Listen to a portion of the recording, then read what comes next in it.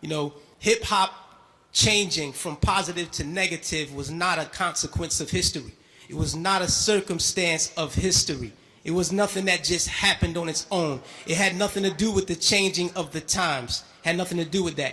It had everything to do with the fact that there are people in this particular society who wants to see us exactly where we are. And we cannot let that point elude us.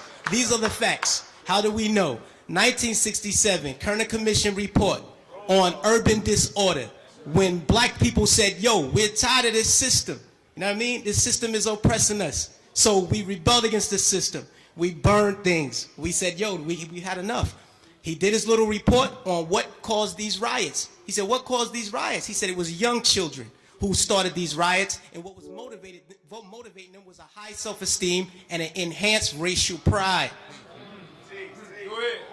He said the majority of the rioters were high school dropouts, but they had a higher political orientation than their peers who did not drop out. And they saw the system as their enemy, so they attacked it in the right circumstance. So, fast forward to 1992. Same thing. #1 record on the radio, we had Fight the Power. Fight the Power is on the radio. Rodney King gets beaten before the world. The black youth rebelled against the system. Again, they did it again. And why? What primed them? Positive hip hop. Primed them. Fight the Power, X-Clan, Brand Nubian. You had these groups out here who were pushing, who were politically orienting black kids in the right direction, giving them the proper prompters that they needed so that they can respond properly to oppression. All right? In 1967, when the riots happened, he saw that the self-esteem and the racial pride was fueling this. So he said, how do I bring that down so that they will not riot? And what he did, he flooded the airways with black exploitation movies. Nigga Charlie and the Return of Nigga Charlie. These were movies. Hip-hop didn't start calling people niggas. We had Shaft. We had Coffee. Black girl turned prostitute to do whatever. You know what I mean? But these black exploitation movies brought down the self-esteem and the racial pride so that the kids will not rebel against the system of oppression. 92, the racial pride was back in effect. We had black kids going to Dr. Ben Yuckinen lectures. We were spending our money to go see Farrakhan speak as opposed to going to a strip club. This is where we were. The most coveted article of clothing was a historically black college or university sweater. We were motivating children towards positive attitudes and lifestyles. And when Rodney King got the beating, heads responded properly. Fast forward to our day. Sean Bell is shot 50 times in the street in New York by police officers. #1 song on the radio, Like a Lollipop. Nobody do nothing. Nobody respond to nothing. Trust me.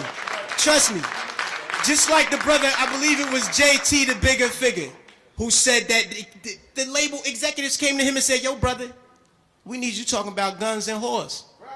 You know what I mean? That's right. That happens. I've been in those meetings with management and had to ask me, is what you're saying really what you believe so that we'll know how to market you properly? You know what I mean? This happens. Young Buck on his album, he has a song on his album that talks about police terrorism. The label said absolutely not. Jimmy Iovine said absolutely not. You cannot put that record on the album because it might create an atmosphere that might put police officers' lives in danger. Right. So they took the record off, but they let him keep the other 14 songs on the album that talked about killing black youth.